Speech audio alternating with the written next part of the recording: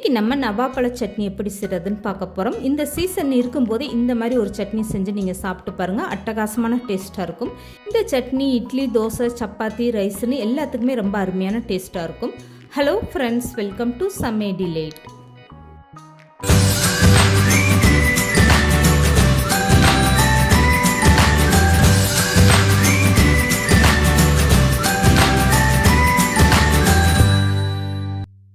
இப்போ இந்த நவாப்பழ சட்னி செய்கிறதுக்காக ஒரு கையளவுக்கு நீங்கள் பழம் எடுத்துக்கோங்க. இதை நல்லா தண்ணி ஊற்றி கழுவி எடுத்துக்கோங்க. 2 டைம் நல்லா கழுவி எடுத்துக்கோங்க. ஒவ்வொரு பழத்தில் ஒரு சில மண்ணுகள், தூசியெல்லாம் இருக்கும். இப்போ கழுவி எடுத்த இந்த பழத்தை கட் பண்ணி எடுத்துக்கலாம்.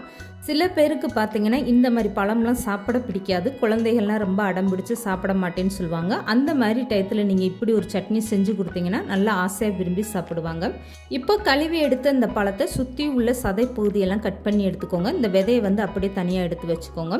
நவாப்பழ விதையுமே நீங்கள் வேஸ்ட் பண்ணாமல் அப்படியே நல்லா காய வச்சுட்டு மிக்ஸி ஜாரில் பவுட்ரு பண்ணி எடுத்துகிட்டு நீங்கள் டெய்லி 1/2 ஸ்பூன் கூட இப்படி சாப்பிடலாம். ரொம்பவே உடலுக்கு நல்லது. இப்போ எல்லா பழத்தையுமே நான் கட் பண்ணி எடுத்துட்டேன். இதுக்கப்புறமா சட்னி எப்படி அரைக்கிறதுன்னு பார்க்கலாம். இப்போ சட்னி அரைக்கிறதுக்காக ஒரு சின்ன மிக்ஸி ஜார் எடுத்துக்கோங்க. இதில் பச்சை மிளகா 4 சேர்த்துக்கோங்க. நான் சின்ன மிளகாயாக இருக்கிறதுனால 4 சேர்த்துருக்கேன். நீங்கள் உரப்புக்கு ஏற்ற மாதிரி நீங்கள் மிளகாய் சேர்த்துக்கோங்க. இது கூடவே கொஞ்சமாக தேங்காய் கட் பண்ணிவிட்டு சேர்த்துக்கோங்க. இது கூட 2 பல்லு வெள்ளைப்பூடு கட் பண்ணிவிட்டு சேர்த்துக்கோங்க. இது கூடவே சின்ன வெங்காயம் ஒரு 4 சேர்த்துக்கோங்க. ரொம்ப பெரிய வெங்காயமாக இருந்தால் நீங்கள் 2 மட்டும் சேர்த்துக்கோங்க. இப்போ இது எல்லாமே சேர்த்து தண்ணி எதுவுமே சேர்க்காமல் இந்த மாதிரி நல்லா கொரன்னு அரைச்சி எடுத்துக்கோங்க. இப்போ அரைச்சி எடுத்த தேங்காவை நான் எடுத்து காட்டுறேன் பாருங்கள், எந்த அளவுக்கு நல்லா கொரன்னு அரைப்பட்டுருக்குன்னு. இந்த மாதிரி நீங்கள் ஃபஸ்ட்டு தேங்காவை அரைச்சிட்டு அதுக்கப்புறம் பழம் சேர்க்கும்போது உங்களுக்கு தேங்காய் நல்லா சீக்கிரமாக அரைப்பட்டுரும். இப்போ 1 ஸ்பூன் அளவுக்கு நீங்கள் பொட்டுக்கடலை சேர்த்துக்கோங்க. இதுக்கப்புறமா கட் பண்ணி எடுத்துருக்க நவாப்பழத்தையும் சேர்த்துக்கோங்க. இப்போ இது கூடவே கொஞ்சமாக தண்ணி சேர்த்துக்கோங்க. இதுக்கப்புறமா சட்னிக்கு தேவையான அளவு உப்பும் சேர்த்துக்கோங்க.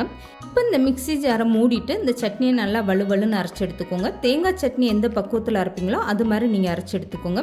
இப்போ அரைச்சி எடுத்துகிட்டு வந்த நவாப்பழ சட்னியை பாருங்கள், பார்க்குறதுக்கு நல்ல கலராக ரொம்பவே சூப்பராக இருக்குது பாருங்கள். இந்த சட்னியை நீங்கள் தாளிச்சிட்டு அப்படியே இட்லி, தோசைக்கு சாப்பிடலாம். அப்படி இல்லைன்னா இந்த மாதிரி கெட்டியாக நீங்கள் துவையல் மாதிரி கூட வச்சுட்டு சாதத்தோடு போட்டு பெரட்டி சாப்பிடலாம். ரொம்பவே அருமையான டேஸ்ட்டாக இருக்கும். இப்போ கொஞ்சமாக எண்ணெய், கடுகு, கருவேப்பிலை சேர்த்து இந்த மாதிரி தாளிச்சிட்டு நீங்கள் இந்த சட்னியோட சேர்த்துக்கோங்க. அவ்வளோதாங்க, ரொம்பவே சூப்பரான டேஸ்ட்டான நவாப்பழ சட்னி ரெடி ஆயிடுச்சு பாருங்கள். நவாப்பழமே பிடிக்கலன்னு சொல்கிறவங்க கூட இந்த மாதிரி சட்னி வச்சு கொடுத்தீங்கன்னா வேண்டான்னு சொல்ல மாட்டாங்க. அவ்வளோ ஒரு அருமையான டேஸ்ட்டாக இருக்கும். இந்த சட்னியில் நீங்கள் தேங்காய், பொட்டுக்கடலை சேர்க்கும் போது குறைவான அளவாக சேர்த்துக்கோங்க. இந்த வீடியோ பிடிச்சிருந்தா லைக் பண்ணுங்கள், ஷேர் பண்ணுங்கள். மறக்காமல் சமையல் டிலைட் சேனலை சப்ஸ்கிரைப் பண்ணுங்கள்.